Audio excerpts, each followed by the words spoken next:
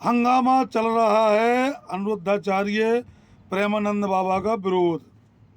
गलती हुई है शब्दों की, सोच की नहीं हुई है, शब्दों की हुई है। वो कैसे? केवल परसेंटेज की वजह से और उम्र की वजह से। अनिरुद्धाचार्य जी ने कहा है कि पहले 14 साल की उम्र में शादी होती थी तो बच्ची परिवार में घुल मिल जाती थी। सत्य है, पहले का परिवेश ऐसा था। आज का माहौल 17-18 साल 20 साल तक बच्ची पढ़ती है, उसके बाद 2-3 साल तक जॉब ढूंढने में लगता है। लड़की होगी 25-26 साल की, इतने बीच में। और बच्चा कोई भी हो, लड़का हो या लड़की, सब चाहते अपने पैरों पे खड़ा होना। समय में बीच में ऐसा आ जाता है कि खड़े होने से पहले ही पैर उसके लड़खड़ा गए। उसमें परसेंटेज नहीं है, परसेंटेज की वजह से ही ये मिर्ची लगी है। आकलन बिल्कुल सही है। ये है कि अगर किसी कॉलेज में 1000 बच्चियां पढ़ रही हैं तो नीचता की हद तक केवल 20 जाती हैं, और सुनना सबको पड़ता है। जैसे आज का समय चल रहा है ड्राइवरों के लिए, पहले ड्राइवरों को कहते थे ड्राइवर साहब। अब आज की कंडीशन ये है कि ड्राइवर की कोई इज्जत नहीं है। क्यों? 2-4 की हरकत की वजह से सारे ड्राइवरों को जिल्लत का सामना करना पड़ रहा है।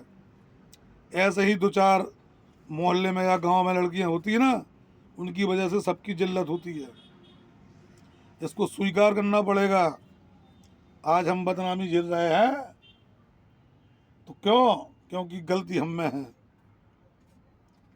विरोध करने से कुछ नहीं होगा, इसका सुधार करो। लिव इन रिलेशनशिप है, जिसको अच्छा लगता हो वो तो रहेगा। मिर्ची भी उन्हीं को लगी है। मैं केवल ये पूछना चाहता हूँ कि जो लड़की आज रिलेशनशिप में है, क्या वो चाहेगी कि उसकी बच्ची उसी हरकतों पे चले? जो लड़का आज रहता है रिलेशनशिप में, शुद्ध भाषा में तो उसको कहा जाता है रखेल। अब जो रिलेशनशिप हमसे बोलते नहीं बन रहा है, लेकिन बड़े बड़े पढ़े लिखे बोलते हैं तो उनको सुनते हैं। वो लड़का चाहेगा क्या उसकी बहन बेटी आगे चल के इसी रिलेशनशिप में रहे? है? अगर नहीं तो विरोध किस चीज़ का? गलती हुई है, शब्दों की हुई है। इस चीज़ का विरोध ना करो, इसको रोको। गंदगी को साफ करने का सुझाव ढूंढो, उसको और गंदा मत फैलने दो। पहले लोग नंगे रहते थे, क्यों? उन्हें बुद्धि नहीं थी। आज बुद्धि ज़्यादा है तो साले नंगे रहते हैं। इसलिए बुद्धि लिमिट की रखो। जो गरीब है वो परेशान है, जो साला ज़्यादा अमीर है वो उससे ज़्यादा परेशान है। इसलिए बीच के बीच रहो। नाव में पानी भरे तुरंत उसको खाली करते रहो, वरना डूब जाएगी।